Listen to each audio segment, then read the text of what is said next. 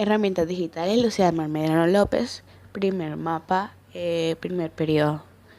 Son relaciones proporcionales entre las regularidades de un triángulo. Se define comúnmente como el cociente entre dos lados de un triángulo rectángulo asociados a sus ángulos. Estas se dividen en 6 razones básicas: el seno, coseno, tangente, cotangente, secante y cosecante. Para definir las razones trigonométricas del ángulo X del vértice A, se parte un triángulo rectangular arbitrario que contiene este ángulo. El nombre de los lados de este triángulo rectángulo que se usará en los sucesivos son la hipotenusa H, el cateto opuesto A y el cateto adyacente B, siendo A el lado opuesto al ángulo que queremos determinar y B el lado adyacente al triángulo del ángulo que queremos determinar, y H el lado opuesto al ángulo recto o al lado de mayor longitud del triángulo rectángulo. En la antigüedad, los astrónomos árabes contaban solo con una álgebra básica para medir y cuantificar distancias entre los cuerpos celestes. Se aprovecharon de los conocimientos griegos acerca de los triángulos e introdujeron unas relaciones que presentaban cierta regularidad. Por ejemplo, la sombra proyectada a un árbol iluminado por el sol combinada de longitud, pero la relación entre el tamaño de dicho árbol y tal sombra permanecen constantes para ciertos valores de un ángulo dado.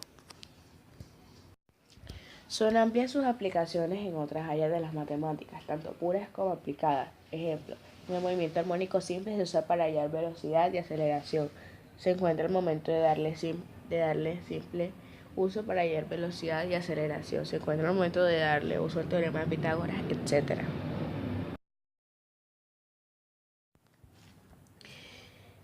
Mapa de segundo periodo. Es la aplicación de una razón trigonométrica a distintos valores de una variable independiente, la cual debemos expresarla en radianes. Para cualquier triángulo semejante, la relación entre la hipotenusa y otro de sus lados es constante. Si la hipotenusa es el doble de larga, así serán los catetos. Esas son las proposiciones que expresan las funciones trigonométricas. Existen 6 clases: el seno y su inversa, coseno y su inversa, y tangente y su inversa, llamadas cosecante, secante y cotangente, respectivamente. Se remonta a la época de Babilonia, y gran parte de los fundadores de la trigonometría y sus conceptos fueron los matemáticos de la antigua Grecia, de la India y de otros musulmanes. Este tipo de funciones fueron estudiadas por Hiparco de Nicea en Aryabhata. La obra de Leonard Euler, Introductio in Analysis Infinitum, en 1748, fue la que estableció el tratamiento analítico de las funciones trigonométricas en Europa, definiéndolas como seres infinitos presentadas en la llamada fórmula de Euler. Tiene infinitas aplicaciones en la vida de todos. En las más conocidas están los problemas de mecánica clásica, medir la altura de un árbol en base a su sombra, el choque de las partículas, la dirección y los ángulos de esta, etc. Cuando jugamos billar hay gran aplicación en el choque de las bolas, el cálculo de las distancias de en un mapa, las mediciones y paralelos, señales de aparatos eléctricos, tienen funciones trigonométricas para ser moderadas. Las series de Fourier permiten definir cualquier señal con suma ponderada de senos y cosenos. El diseño de planos, entre otras muchas aplicaciones. Mapa de segundo periodo. Gráficas de las funciones trigonométricas. Es la representación gráfica de las funciones trigonométricas. Poseen propiedades matemáticas muy interesantes como máximo, mínimo, asíntonas verticales, alcance de periodo, entre otras. Al establecer relaciones entre dos conjuntos mediante sus funciones trigonométricas, se establecen como y es igual a seno de x, y es igual al coseno de x, y es igual a la tangente de x, y asimismo con sus demás inversas.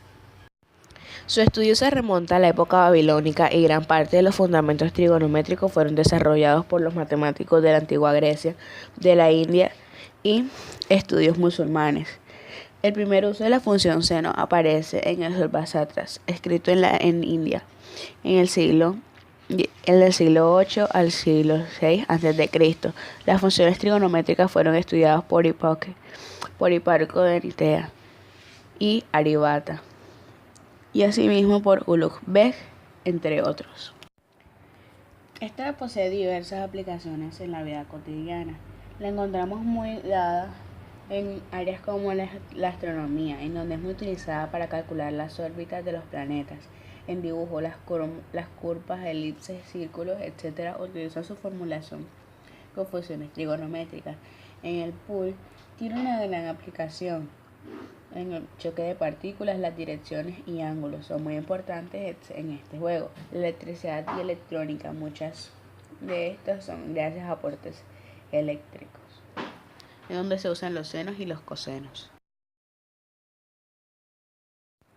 Segundo mapa, segundo periodo, triángulos oblicuo-ángulos. Un triángulo oblicuo-ángulo es aquel que no es recto en ninguno de sus ángulos, por lo que no se puede resolver por el teorema de Pitágoras. Se resuelve por las leyes de los senos y de los cosenos, así como la suma de todos los ángulos interiores de un triángulo suma 180 grados. Su resolución es la obtención del valor de tres ángulos de dicho triángulo, además de la longitud de sus lados. Esto se hace teniendo por lo menos tres diferentes datos. Pueden ser dos lados y un ángulo, o dos ángulos y la longitud de uno de los lados. Existen cuatro casos, donde el primero y el segundo se resuelven con la ley de los senos, y el tercero y el cuarto con la ley de los cosenos. La arquitectura monumental de la tercera dinastía y la cuarta dinastía de Egipto es una muestra de que los egipcios de esta época tenían conocimientos relativamente sociodidácticos de geometría, especialmente en el estudio de triángulos, y hasta ahora no ha llegado a nosotros ningún documento matemático del antiguo imperio. Recordemos la figura del triángulo representado en el problema R55, R51 en el papiro Reed. En el cálculo del área de esta figura se analizan los problemas R51 del papiro Reed, M4, M7 y M17 del papiro Moscar, que data todos los del Imperio Medio. El problema R51 constituye la historia mundial de la matemática.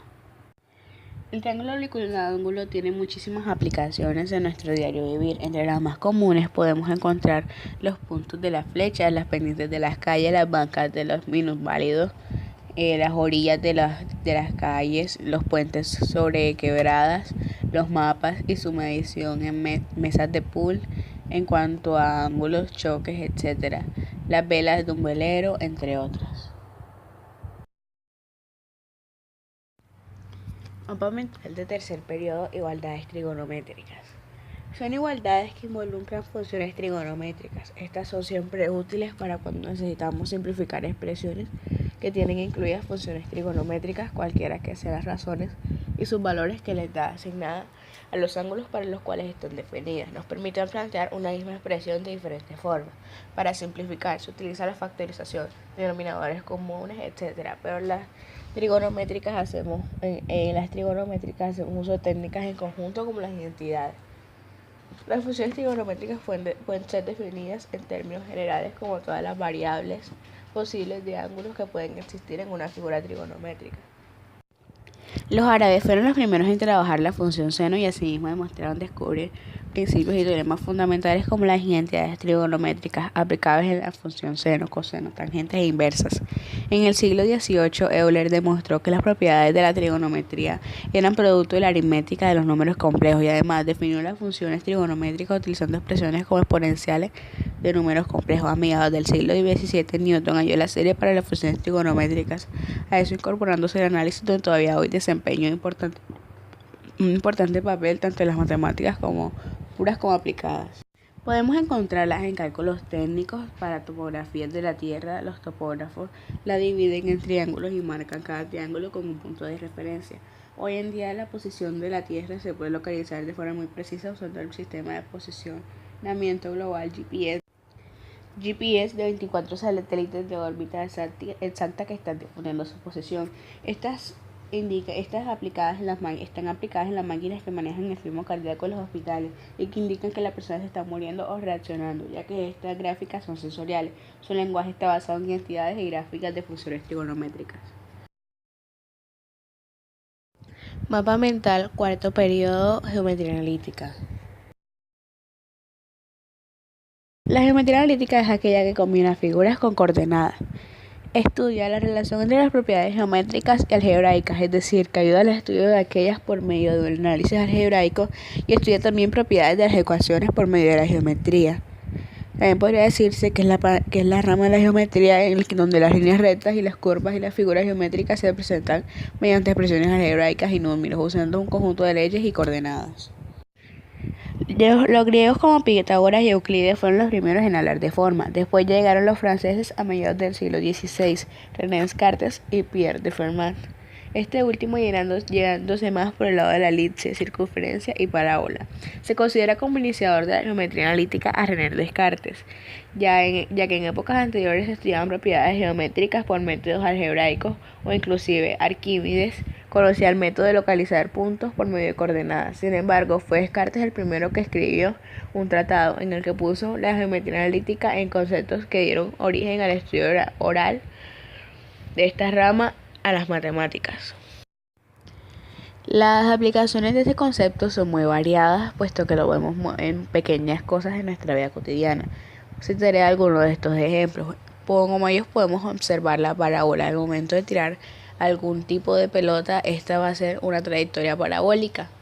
O los puentes colgantes que funcionan así: si rebotas algo en la pared interna de la nueva dirección apunta al foco. Esto se usa en todos los faros de los coches y reflectores. También podemos ver en la elipse, que describe el movimiento de los planetas. Y también en la cámara de los susurros.